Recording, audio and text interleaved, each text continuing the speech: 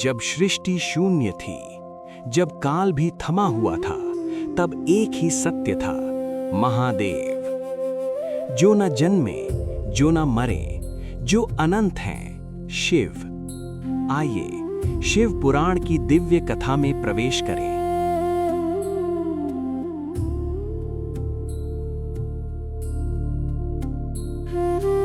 शौनक ऋषि सूत जी से पूछते हैं, आप बहुत ज्ञानी हैं।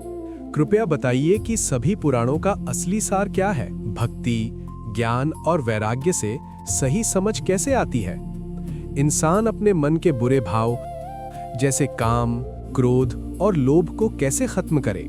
वे कहते हैं कि कलयुग में लोग बहुत दुखी हैं। हर तरफ तनाव, पाप और अशांति है। ऐसा कौन सा आसान रास्ता है जिससे बुद्धि शुद्ध हो, पाप नष्ट हो, मन साफ हो जाए, जन्म मरण के दुख से मुक्ति मिले और भगवान शिव की प्राप्ति हो? हे शौनक जी, आप सच में भाग्यशाली हैं, क्योंकि आपके मन में भगवान की कथा सुनने की इच्छा है। मैं आपको एक सबसे श्रेष्ठ और पवित्र ग्रंथ के बारे में बताता हूं। उसका नाम है शिव पुराण।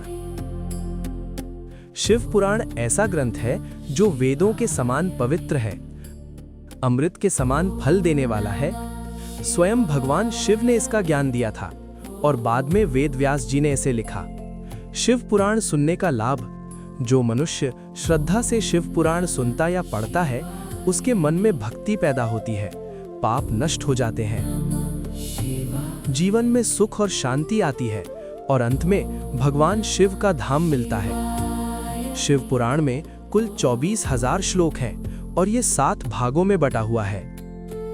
ये ग्रंथ खास तौर पर कलयुग के लोगों के लिए बहुत लाभकारी है। आपने हमें बहुत सुंदर और पवित्र कथा सुनाई, इससे हमें बड़ा ज्ञान मिला। अब कृपया बताइए कि इंसान की बुद्धि कैसे शुद्ध होती है और वो संसार के बंधनों से कैसे मुक्त होता है? बहुत समय पहले की बात है। एक नगर में देवराज नाम का एक ब्राह्मण रहता था।